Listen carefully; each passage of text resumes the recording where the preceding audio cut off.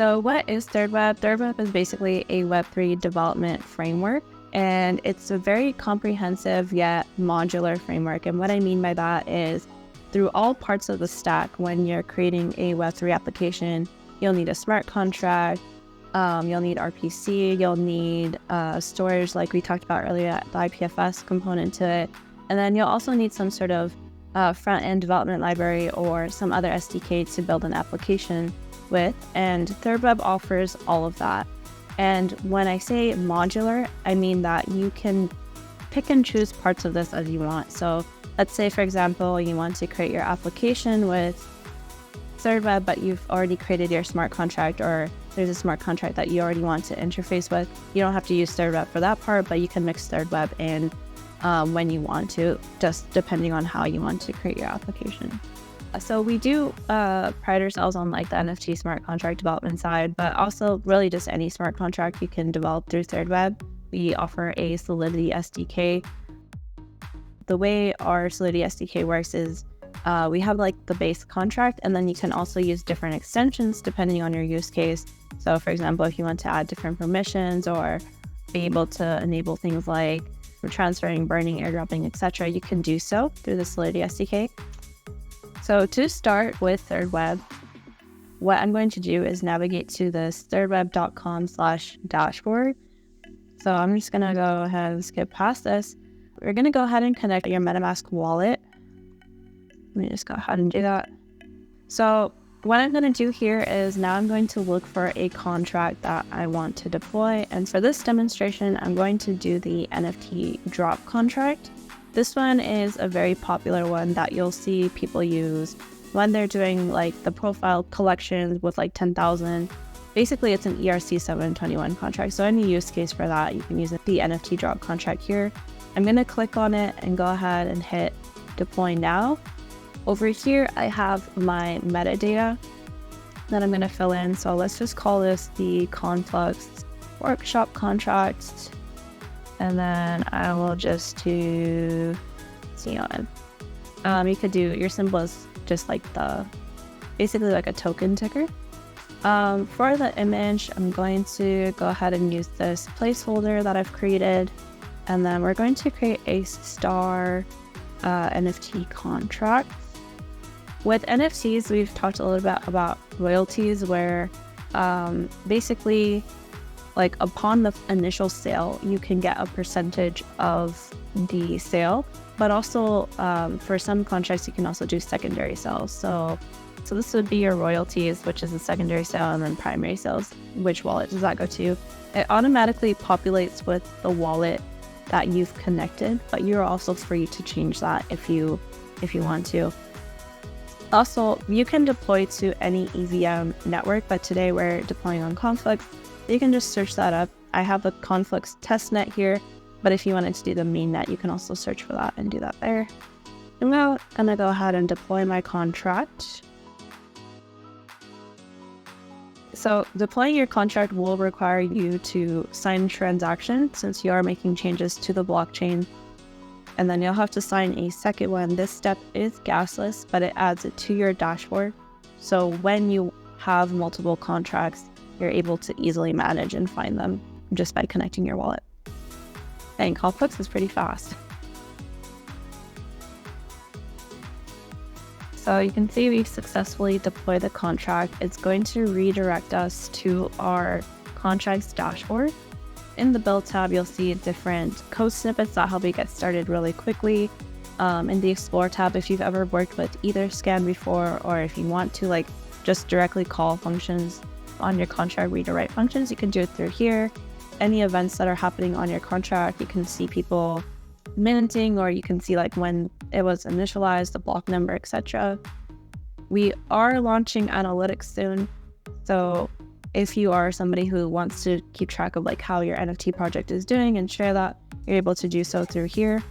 We also have the settings tab here. You can change that metadata that we set earlier. You can also change the primary sales and royalty settings if you so choose. And in the sources tab, you can see all the code. What's really important though, and what you'll want to do when you get started, is first let's head over to the NFTs extension or the tab here. And what we're going to do is upload our NFTs to this contract so that people have NFTs to claim. So I'm going to use this, what we call the batch upload function. This is great if you're doing any NFT drop that has more than, a couple NFTs, because you'll want to have it with the associated metadata. And if you want to do like 10,000 of these, that's going to be like difficult to do. If you use something like Hashlips, which was mentioned earlier, it'll often spit out a JSON file as well with your generated artwork.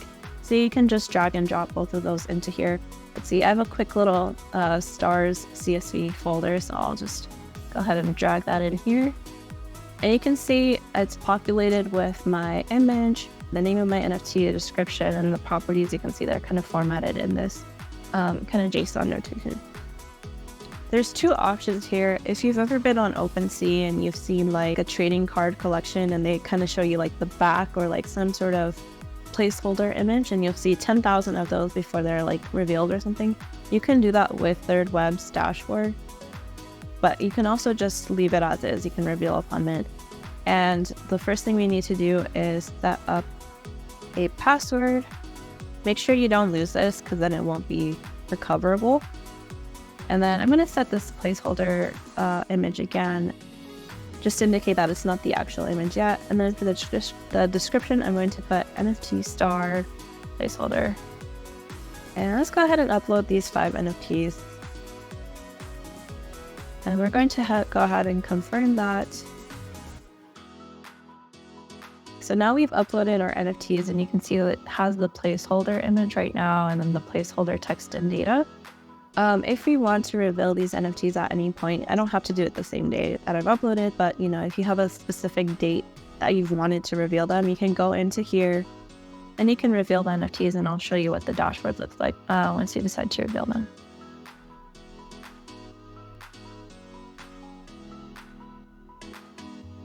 So now we see our NFTs as they normally are, or the way that we uploaded them. And then we can also see the owner. You can do a couple different properties as well through the dashboard. You can transfer or burn. Obviously, I can't do that right now because nobody has claimed it. But once you claim it as a user, the owner of the NFT can decide if they want to transfer or burn, or whatever they want to do with the NFT. So the second thing that we will have to do on our dashboard before we can start building our application is setting up claim conditions. And claim conditions are basically settings that allow you to decide how people can claim your drop. So just to give you an idea of what that means, well, out of phase, you could do a public phase. If you have gated communities, or if you want to give like exclusive perks, you can do a public phase with like an allow list where you just upload all the addresses. And then based on that, you can have certain people mint and certain people unable to mint. So I'm just going to do public for now. You can name your phase. You can decide how many NFTs will you drop. Maybe you want to limit 100 of them on the first week and then do 200 the second week or something. You can totally do something like that. How many NFTs can be claimed per wallet? You can set that up as well. When will this phase start? If you don't want to start it today and start it next week, you can totally do something like that. And then you can also change like how much you want to charge, and also the type of currency that you want to charge. So let's say I have my own ERC20 token that I want to charge that basically rewards loyal users in my community. I can do something like that, but I'm going to just leave it as default for now. We'll just go ahead and save these phases. And you will have to do this if you use an NFT drop before anybody can claim. Let's just confirm that. And while that's going through, I'm going to start building my app. So for this part, we are going to create our application. So what's pretty awesome is you can either import the Thirdweb SDK into your already existing project and start using it like that. Or if you don't really have a starting point, which I don't today, we can go ahead and run a command, which will give us a boilerplate or starter project to start building on top of. So I'm going to go ahead and run that. And then we're going to do npx thirdweb create app. It's the command that we're going to run. We'll call this Conflux workshop. And we're going to use EVM. I like to use Next.js. If you like to use create React app or any other ones, feel free to change that. And I'm just going to do JavaScript don't want to make it too complicated today.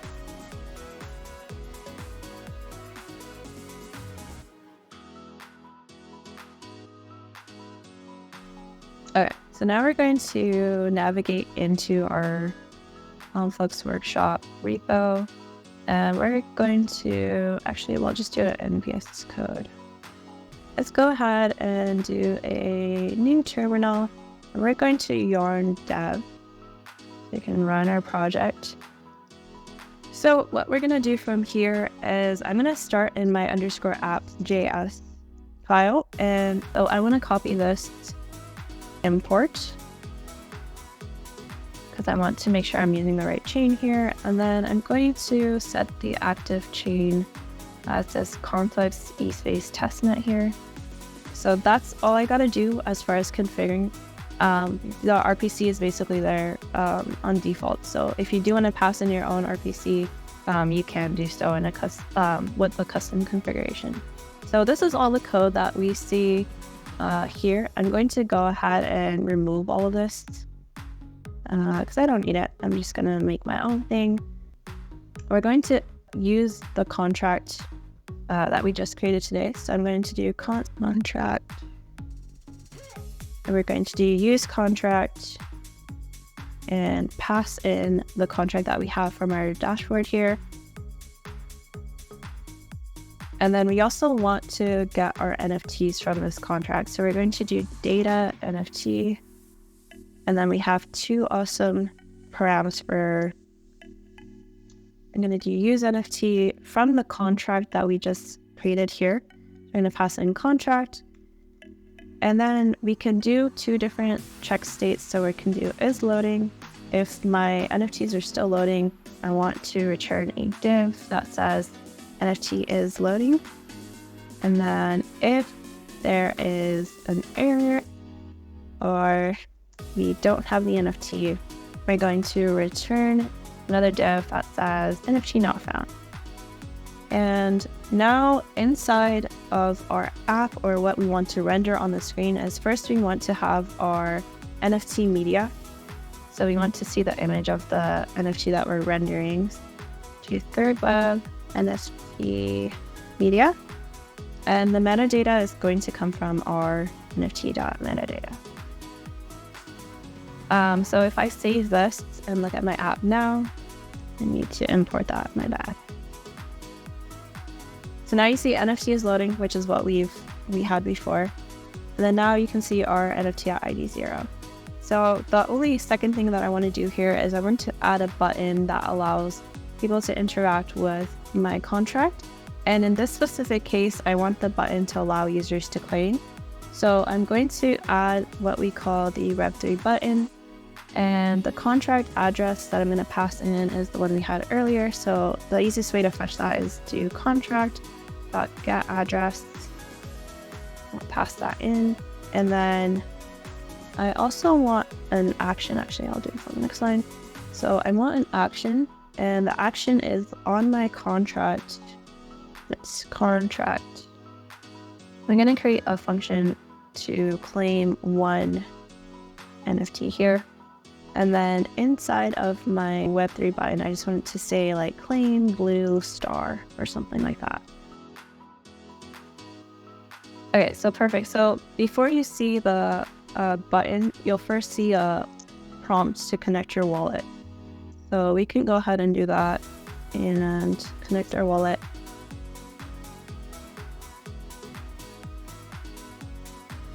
Yep, so now you can see that my connected wallet here has claimed the NFT. This is how to do it with our front-end SDK. If you want to use different SDKs, we also do React Native, TypeScript, Python, Go, Unity, and Solidity, depending on what your use cases are.